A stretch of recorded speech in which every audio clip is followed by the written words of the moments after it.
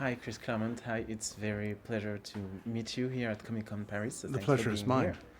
here. My apologies for my awful French.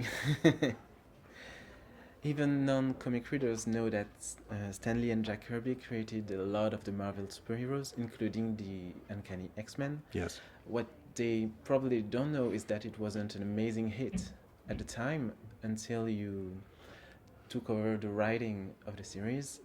Can you tell us how you end up writing the Uncanny X-Men?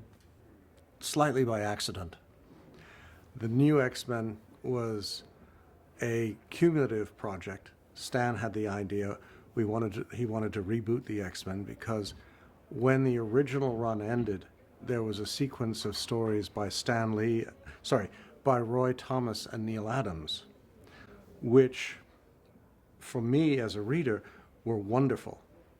That was when I first came to work for Marvel, and I worked on editing and proofreading those stories, and I thought it was brilliant work. So did the readership, but the way we got the sales figures was so slow that by the time Marvel discovered it was a hit, the book had already been canceled. So it went on hiatus for about 5 years. And then Stan's idea was, let's restart it, but let's restart it from a different perspective and try for a more international audience.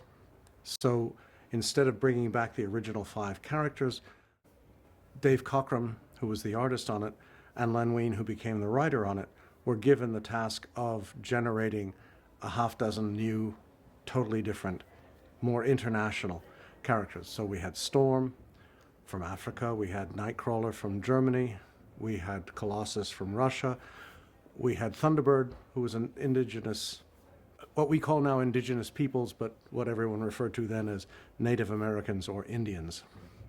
Did you feel you had some pressure to restart the franchise? Well, not pressure.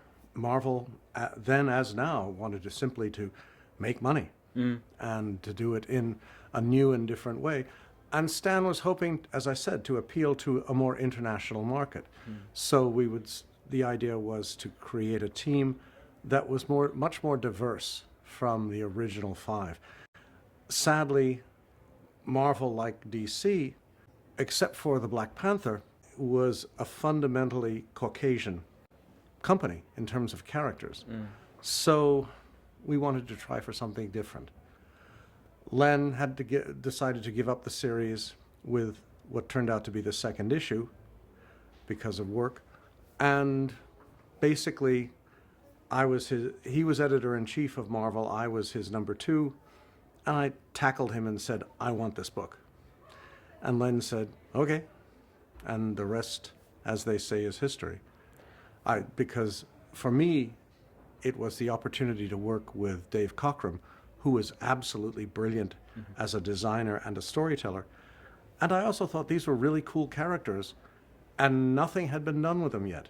They had just been born, but they had no real past, they had no present. So for me, it was unknown country and a whole lot of fun.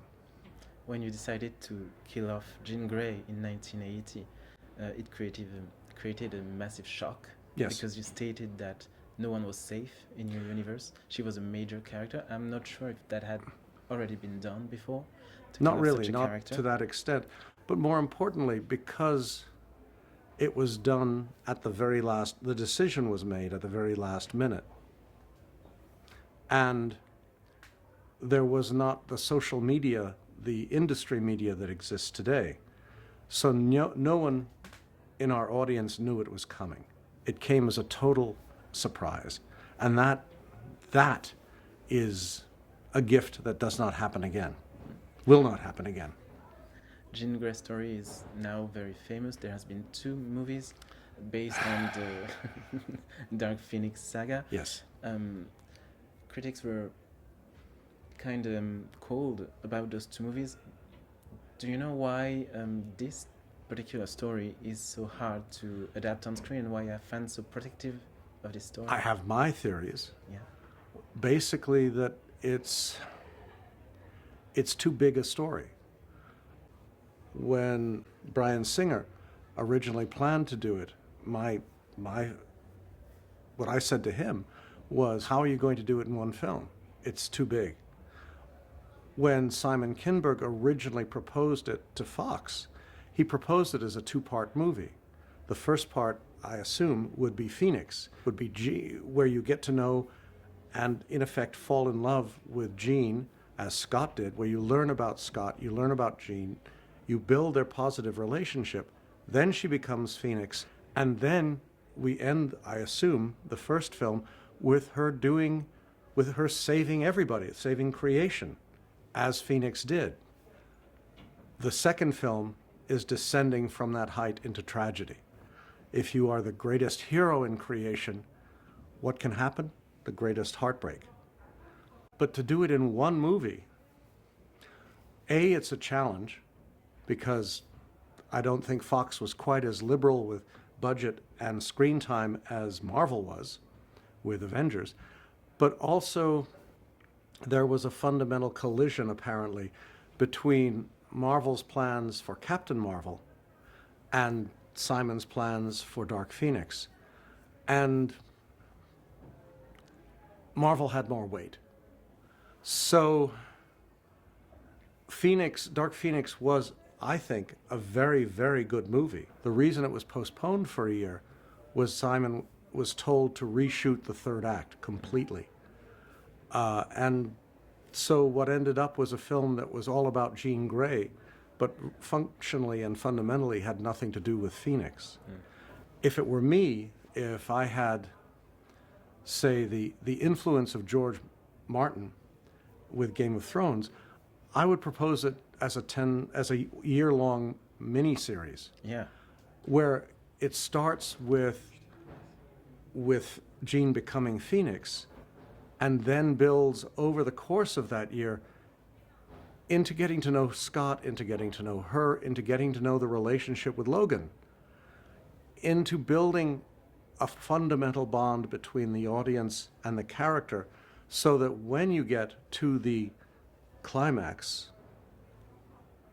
you have the audience rooting for Jean to find a way to survive, for Scott and the X-Men to find a way to save her, so that everyone is literally sitting on the edge of their seats wondering, even though they may have read the comic, will we do it or not?